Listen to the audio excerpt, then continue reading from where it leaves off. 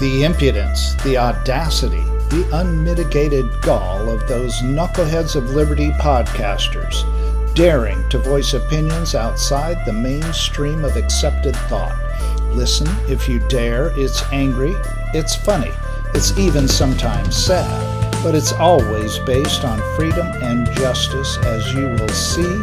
Here's our host, Jason McPhee. Welcome to the Knuckleheads of Liberty. We are coming at you on June 22nd, 2022. And boy, I tell you, it feels like we're just about out of gas with this administration. But before we get into talking about any of the stuff today and our topics, let me introduce you to our panel. In our upper left-hand corner, we have our screaming eagle of freedom, Tim Ever. He is a pilot in the state of California. In our upper right-hand corner, we have Leon, the word Brathwaite, last word in Liberty. He is a retired engineer in the state of California. In our lower left-hand corner today, we have a special guest joining us, and that is Michael Schwartz. He is Executive Director of the San Diego County Gun Owners, not association, but Gun Owners of San Diego County, rather. Sorry. And then my name is Jason McPhee, and I'll be your host today. And so the focus of today's show, we're going to talk about all the ways that the government is trying to infringe on our gun rights recently. And I tell you, it's just since this Uvalde thing happened, it's just been sort of little tyrants in government trying to take away our guns. And that takes us to our first topic that we wanted to cover, which is in Canada, of all places. The Prime Minister, Justin Trudeau, has decided that, gun owners have no right to or a person has no right to defend themselves with a firearm, according to him. And I believe he just signed a ban, I believe, on handguns, I thought it was. So I don't know if you guys want to jump in on that, but boy, I tell you, it's just like talking about little dictators emboldened by all this COVID lockdown nonsense, and now they just want to take away everything. What do you guys think about this? I think this guy's got a poster of Adolf Hitler hanging over his bed. If anybody's a poster child of modern day tyranny, it's this guy. And, you know, it wasn't bad enough that he did all the trucker related stuff like seizing people's assets out of their bank accounts and stuff like that. Not enough for this guy. Now he's got to double down on tyranny. This is I like that expression, but that's the face of despotism in modern day politics worldwide. That guy right there. That's what I think. Whether it's blackface or whiteface, doesn't matter. Doesn't matter. Doesn't matter. But you know, sometimes, you know, we who live in relatively free societies, we wonder how could a relatively free country, a free society like Canada, the United States, or some of the countries of Europe, how do they go from freedom to tyranny? How does that happen? And we sometimes we even think here in the United States, it could never happen that we could end up living in a society of tyranny. That cannot happen here in the United States. But look at what is happening in Canada. And you can see the baby steps towards tyranny. Just look at it. Tim, you just raised about the truckers. Look at the things they did concerning the protests of the truckers. And now here is Justin Trudeau telling us that we do not have a right to use a gun to defend ourselves. I mean, thank God I'm not a Canadian. But listen to what this man is saying. Self-defense have been part of our human existence since the beginning of time. And he is saying we don't have a right to use a gun to defend ourselves or our families. This is how tyranny comes about. They unarm their citizens, and then the government tell us who we are and what we shall do and think and say. This is tyranny in the making. Well, I think people have a tendency to project onto others, and most people are pretty reasonable people. So when we tell them, like, you know, hey, this person over here they really want to ban your guns, they project onto that person the reasonableness that they possess, and they think, no, that won't happen. Come on, Mike, that's not going to happen. but it will. That's exactly what's going on. Of course, he's in office in Canada, and yeah, they put a stop to sale on handguns. It didn't say it was going to be. It didn't really give a time period for how long this is going to happen. And when asked about it, yeah, sure enough, he said, nope, you don't have the right to defend yourself with a firearm. That's not a right that exists in Canada. And there's no, I mean, Leon, I think it's exactly the takeaway from this is, for people that don't think it can happen here, it can absolutely happen here. Yeah, no, it's just awful. And, to highlight how dangerous it is and how easily this can slip, I wanted to get into our next story. This segues pretty well, but and maybe we could get a visual on that. So New York has recently signed gun legislation, Governor Hochul there, where they want to make it illegal for you to wear body armor. Now, this is insane. This is not a gun, but it's covered in these gun legislation that they recently passed. And I mean, this is a government that literally is fine forcing you to put a dirty rag over your face for, just to go out of your house and go into a restaurant. But then if you want to wear something to defend yourself from the gun violence that occasionally happens in some of these places, then suddenly it's like, no, you can't wear that. What on earth are they thinking there? How is this not a complete violation of our constitutional rights? You guys have any thoughts on this? Well, what next, What next? So they're going to ban cars, That's the next thing, because a criminal will potentially use it to go commit a crime. So the next thing will be the ban cars. None of us will be able, all the law-abiding citizens and all the good drivers on the road, we will not be able to drive anymore. We will not have Uber and Lyft to take us where we want to go because a criminal might use a car, to go someplace to commit a crime. Don't you see the insanity of these people? Imagine that. It's just like Justin Trudeau. You don't have a right to self-defense. Here in the United States, here we are creeping along. We can't even put on a piece of clothing. It's not an offensive weapon, but we can't even put that on to protect ourselves against some criminal out there. Just because a criminal might do the same thing when he's encountering a law enforcement officer. God help us with these people. Well, if we all go back and start beating on each other with clubs because we don't have the right to use guns, then maybe these similar things to protect ourselves, like maybe it'll be against the law to have a catcher's mask on your face to protect you from the club that now has to be used to beat you to death with or whatever. I don't know. It's called crazy. So that's why I'm saying crazy stuff, because this is just that crazy. It's just ridiculous. And it's not going to stop anybody from, oh gosh, I can't wear body armor legally, so I'm not going to go illegally into a school with a rifle and shoot everybody up. That's going to stop me because I'm not either, whatever. Seriously, that's some flawed thinking there. Yeah. Well, the whole gun control debate, the whole gun control is really based on flawed thinking. Which criminal is going to stop acquiring an illegal gun just because the government come along and say, oh, we're not going to have, nobody's going to have guns anymore? You think a criminal is going to stop because of that? You think he's going to stop from going to harm somebody if he or she decides to do this? Who's going to stop because of some stupid gun control law? Well, let's say that their utopia, gunless utopia, is achieved somehow, which you can't, but just for the sake of argument, then we would be ruled by the young, the strong, and the many, and they would have their way with us with sticks and clubs and knives and whatever else they could, rocks and whatever they could use to attack with. So a gun-free society is a very, very dangerous society, and history just proves that, because the murder rates used to be a lot higher back when they were using pitchforks and clubs to kill you with, and you had no way of defending yourself because that required Colonel Colt to come along. So, Michael, what do you think? Well, and I think this is a really good example of what I was saying in the last show, when this is why we have to get the right people elected.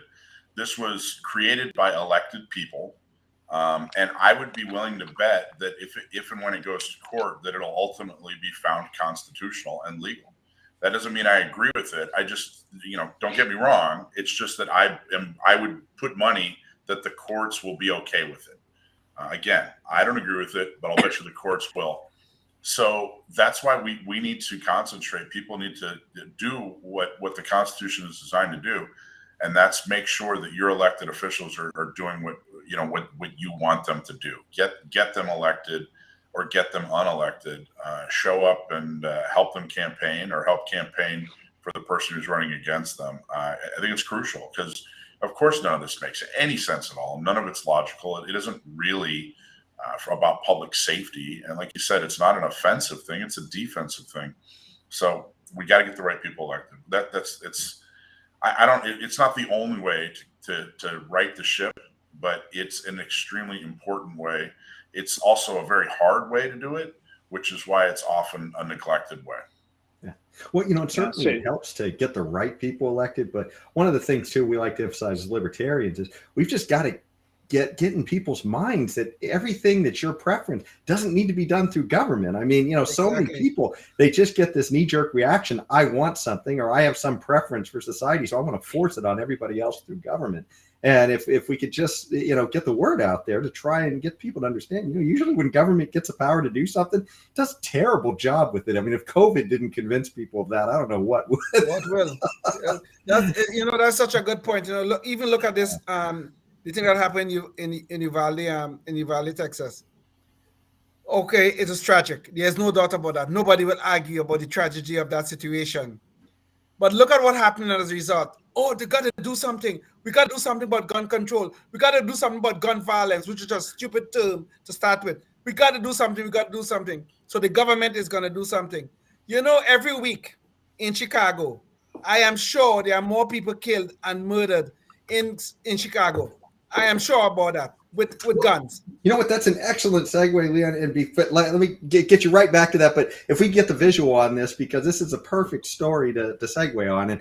And in Chicago, they have some of the strictest gun laws in the nation. And I was seeing an article that said they rank about 8th now because some of them got struck down recently or something like that. But regardless, they're certainly among the more policed on gun laws of any place else. Well, they were literally filming an episode of a news show where they were interviewing, talking with a reporter about gun violence. And what happened while this reporter was standing there, a person literally walked by and pointed a gun at the cameraman as they were doing the interview. So, it's like, I'm not sure what they think they're accomplishing with all of these gun laws, but they just keep passing them and they don't seem to be getting the desired results. You guys wanted to jump in on that? But I just want to finish one thought here, Jason, okay? Yeah. This word gun violence is so nonsensical, it's unbelievable. There's no such thing as gun violence. Okay? No gun does just jump out of a holster and start shooting somebody. Okay? Somebody have to pick up that gun and fire it. So this word, we have to do something about gun violence. It is nonsense. It is garbage. We have to do something about the people. We have to do something about the people who are using guns to commit violent acts against other people. That's what we have to do something about. Well, I think we need to do something about car drunken driving, cars that drive drunk. Yeah, we do something about the cars, not about the drunk drivers, about the cars. About the drunk driving cars, whatever. Yeah, the drunk driving cars. Yeah. Too much ethanol in the fuel? Is that what's going on? The car is highly intoxicated. It might pass out shortly. Who knows? And suddenly harm somebody all by itself. Chicago has made a number of public policy mistakes in the last 40 years. I mean, they're the example of how not to run a government. They've really screwed up entire communities of people in Chicago, and it's been sad and tragic. But one of the worst ways is by disarming people in the hopes that criminals will, decide to obey that one law. That's the law they're going to obey is the one to not have firearms. And a major Supreme Court case was won as far as Second Amendment in Chicago, the McDonald versus Chicago case, which is great. But it's still just a mess of a city, and until they, there's so much to fix. But at least in the meantime, they should give people the ability and respect their right to be able to defend themselves. If they can't run their city properly, they should at least allow people to defend their life. Exactly. And Michael, I know your organization is nonpartisan, but in all of these major cities where you've seen these major crime surges, in all of them, Democrats running them, and they have been running them for a long, long time. All of these cities. Agreed. And in all those cities where Democrats are screwing up, there's a Republican, doing nothing about it. I mean, it's just... fair enough. Fair enough. Yeah, that's why we're nonpartisan. One of the things too you mentioned, Leon, and you kind of touched upon it too, Tim, earlier, was that this whole way of characterizing it as gun violence, and it's such a slippery slope, because what we saw in London is that they literally started making it illegal to have knives. Exactly. And we didn't have that story up for today, but that was something that was actually occurring. Where the mayor of London had banned knives, and I think they were calling them assault knives. I think. I have some of those in my kitchen. Yeah, me too. Well, after what happened in Texas, I was getting a lot of media inquiries, and surprise, surprise, sometimes the media is biased. I know that. Stop the press. But there was one reporter in particular that was really trying to hammer me on the idea of banning ARs. And I finally said, look, we're always going to have criminals who are going to do criminal activity and hurt people that aren't criminals. We're always going to have mental health issues. But as long as civilians have the ability and the access to own the most effective self-defense tool ever made, a firearm, then the meek and the vulnerable will always have a fighting chance. Yes. And that's really what it's all about. There's just okay, fine. Chicago's violent, great. Go solve it. Figure out what you have to do with your drug policies, with your police policy, whatever. Figure it out. But in the meantime, make sure that everybody else can defend their life, So I don't push back on, hey, you guys want a violent city? Keep reelecting, the same people with the same policies. Great, have a violent city. But for those of us or those people who live in a violent city or live anywhere near it, you got to be able to defend ourselves. Yes, without a doubt. Yeah, you know what? I live in San Diego as well, and I don't consider San Diego a violent city. What do you have to say about that, Michael? Is San Diego a little more? I think compared to Chicago, it's utopia. Yeah. Compared to East Madison, LA. Wisconsin, it's violent. You know what I mean? So yeah. I think there are places in San Diego County that are definitely not real friendly. But the other thing is, and it's funny, people say that to me a lot. I'll ask me what I do for a living or whatever. We'll talk about CCWs, that sort of thing. And the response I get a lot is, I don't really live in a bad neighborhood, so I don't think I'm interested in a carry permit. Well, if you look at a lot of the places where especially these high profile, mass murders that have happened, there was one, we're in San Diego, there was a mass murder, a criminal with a gun in La Jolla, yes. A few years ago. Yes. So a lot of this stuff happens, criminals go to nice neighborhoods to steal their stuff. So I don't think it's a violent city. You're right, Tim. It's relatively safe. Depends on who you compare it to. But still, if you know what I mean, if you still will need to be able to defend yourself. Yes. Yeah. Oh yeah. Always. And I'm not saying that's what you were suggesting, Tim, but it's the relativity of it is. It comes up a lot. Yeah. It was just off the top of my head. That's all. Well, one of the stories I wanted to touch on too, and we kind of touched on it a little earlier, but is just bringing it all back to the Uvalde issue, because that has been what's generated a lot of the discussion recently and some of the legislation that's working its way through Capitol Hill right now.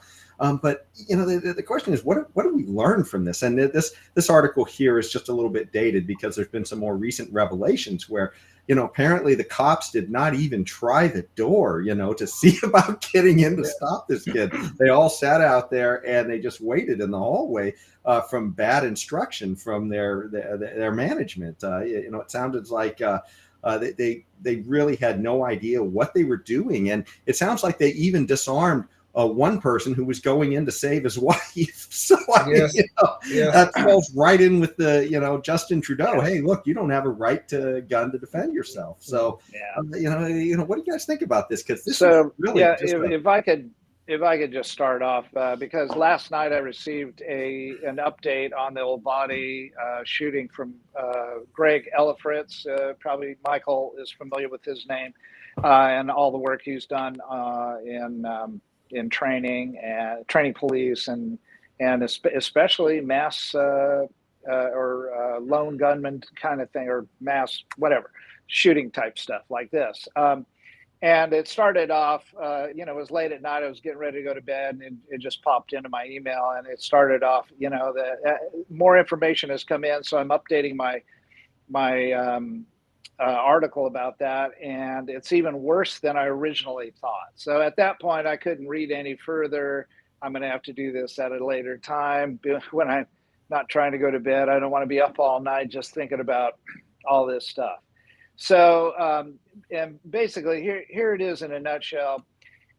Our brains aren't developed enough, or we just don't have the right to defend ourselves, or who should own an AR-15? Blah blah blah.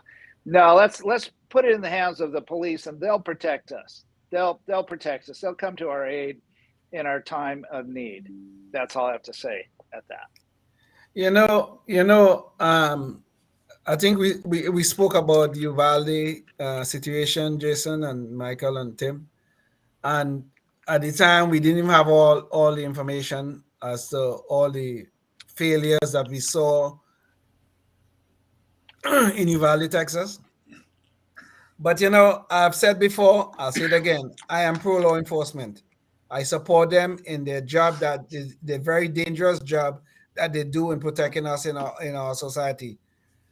But this particular situation is a national disgrace, and somebody should be prosecuted for it. I mean, the police officers were there for 40 minutes or something like that, waiting on a SWAT team. There's a guy inside a building with little kids. He has a gun, and he wasn't in there to give out candy. Obviously, Leon, I think it was over an hour at this point that they're acknowledging that they sat out there and waited. Whatever. It's 40 minutes, an hour and 10 minutes, whatever. Something went really wrong, and somebody should be prosecuted for this. In this situation, I cannot support these people because they did wrong, and they should pay for it, quite frankly, because some of those kids, not all of them, some of those kids died because of their inaction and because of the action of keeping people from entering the building to try to save their loved ones and some of their friends. Even going back, some of the other thing that's coming out, some of the other items and that are coming out is just how much of a problem this kid was, and nobody did anything. I read confirmed reports that he would walk around with a bag full of dead cats. There were so many warning signs. And it sounds like this kid was an enormously troubled person and got no help, and nobody protected us from him. Nobody helped him.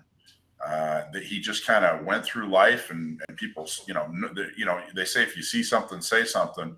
Everybody saw something. Nobody said anything. Nobody did anything.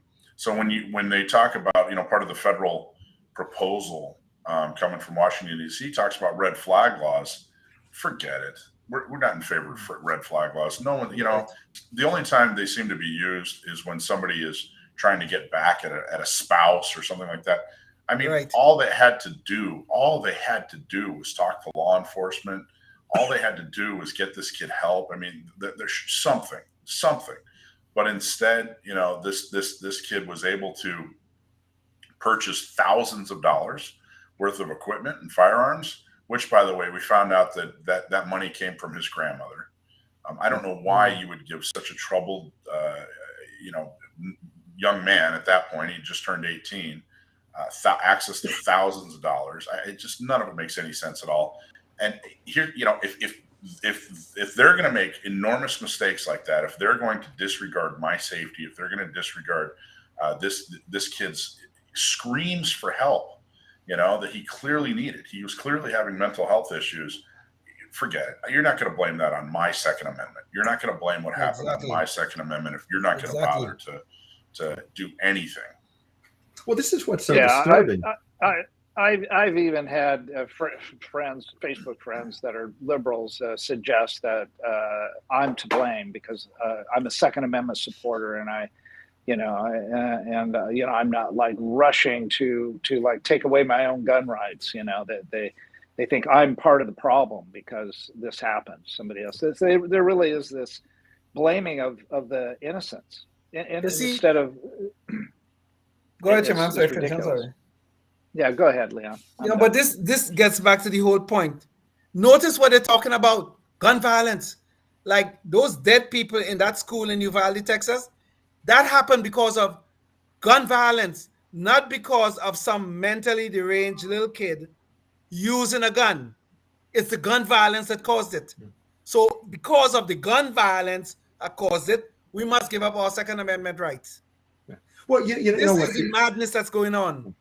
Well, what strikes me too about all this is we're seeing a cascade of one government failure after another. I mean, the idea that I believe the FBI had been notified about this kid, that there were warning signs. And once again, we just see item after item where if things were done as they were supposed to be done, then maybe there wouldn't have been a problem. I mean, the doors were supposed to be locked. Apparently, this one door in the classroom, the lock didn't even work, and the police didn't know about that, so they didn't go in. I mean, it's just one item after another. And what we're told is, oh, well, what you need to do is give up yet more of your rights so the government can have yet more power. Exactly. Yeah, a teacher described him as one of the scariest students she'd ever met, or something along those lines, or the scariest student she'd ever had, and that she was actually scared of him or whatever. And he wasn't reported. The scariest student you'd ever have, and he wasn't reported. Nothing happened. You didn't get him any help. No excuse. Yeah. And I imagine the grandmother that gave him the money for the guns was the one that they shot. The one in the same. Oh, I don't know that. That's a good question. I don't know that. Okay. I don't know. Okay. It's truly tragic, though. We're coming up on the end of the show, and we like to spend that time on one crazy thing that somebody in the press or in the media has said, or politician. In this case, we're talking about The View, one of our old standbys, and it's Joy Behar. And they were recently on the show, and they had a guest host, Lindsey Granger, and that's her right over here. And she was talking to her panelists about how, hey, some of these AR-15s are used for self-defense. And she was giving an example of a black man that she knew of who had assembled his own AR-15 and was using that for home defense. And Joy Behar's immediate response to that was, here's the thing. Once people get guns in this country, or once black people get guns in this country, the gun laws will change. Trust me. So she literally told a black woman that once black people get guns, that somehow we're going to put all kinds of restrictions on guns. And they had a few statistics in this story. And what they were saying in here is that, I guess, National Firearms Survey published in 2021, they said that 25.4% of firearms were reported, I guess, owned by black people, which is, to me, that's an overrepresentation as far as, it's only like the country is only around, I think, 13 or 14%. 14% black, yes. Yeah. So, I mean, I'm not sure what world Joy Behar is living in, but these people who are the take away your guns types, they are just, they don't seem to be connected to reality in any way. You guys have any thoughts on this whole Joy Behar? I am not one to look under every rock to find a racist, okay? Because I always just have to look on top of the rock and I'll find people like Joy Behar, okay? Joy Behar is nothing but a racist idiot, I should say, who thinks that we black people can't think for ourselves, we can't defend ourselves, we can't do anything. The only thing we know to do is to vote for the Democratic Party and just say, yes, massa, we are very happy with the nonsense that you've been providing for the last 50 years. This is the kind of racism that is coming from people of the left, like Joy Behar. Yeah. Well, gun control is racism. Yeah, it is. So it started during the Jim Crow period anyway, to stop blacks from owning guns and being able to defend themselves. Yeah. And that might be what Joy is mistakenly referring to. I mean, she's correct in the sense that gun control started with targeting black people owning guns in the first place, and so it's racist and always has been, and continues to be. And the most victimized people in these inner cities are by violence conducted by other black people with guns, or white people, or whoever, is black people that are being targeted more than anyone else. So if anyone stands to lose by having their gun rights to defend themselves restricted, it would be black people. So you have that. So just a couple of years ago, I actually wrote an op-ed talking about that gun laws are the institutional racism that you've heard about. Yes. California has a disproportionate amount of gun laws, has a disproportionate amount of blacks and Hispanics, particularly 18 to 40-year-old men, serving extremely long jail time, and many have to do with gun laws. So these gun laws that they put in place are disproportionately used against people of color. Full stop. That's a statistical fact. And I don't think it's a coincidence, and it certainly isn't doing. And what I'm told is it's not doing anything good for their community. So at the very least, they should be. And it's important, real quick. The folks that are making these gun laws respond to the idea of institutional racism. That's kind of their language. If you tell them, hey, it's in the Constitution and that's why it's important, they don't care. Well, let's just change the Constitution then. That doesn't resonate with them. But when you do talk about, speak their language. Don't tell them why it's important to you. Tell them why, speak to them in a language they can understand. Hey, this is what's important to you, and therefore, this is why you should care about this. I don't like Joy Behar. She's kind of an idiot. But it's a really good idea to find out what does the other person care about, and then speak to them in that language. Gee, I'll use that approach. You look at Chicago right now, or look at any other major city, where you see black people killing black people in grotesque numbers. Nobody's outraged about that, right? Nobody's outraged about that. But Joy Behar is going to tell us if black people ever get guns to defend themselves, then we'll have the image of the scary black man. So we got to be afraid of that. So then we have to change the laws to make sure the scary black man don't emerge. That is what she's talking about. Yeah. Well, that's our knucklehead fact check for the View and Joy Behar this week. As far as things go, Michael Schwartz, did you want to have any last words about San Diego gun owners or county gun owners, or any other messages you wanted to put out before we leave? Sure. Yeah. First, I appreciate what you guys are doing very much. Thank you for getting the word out and talking to people about important issues like this, because there's so much going on in this day and age. Being able to find the important stuff and whittle it down. You guys are doing a great job. So thank you for doing that. Anybody that's in San Diego, go to SanDiegoCountyGunOwners.com or SDCGO.org and join us. Come be effective, do effective work. Also, Orange County gun owners if you're in Orange County, or Inland Empire gun owners if you're in Riverside or San Bernardino. And we truly appreciate everybody coming out, and we make activism easy. I say it over and over again. We make activism easy. So come be an activist and help us preserve and protect the Second Amendment in California. Indeed.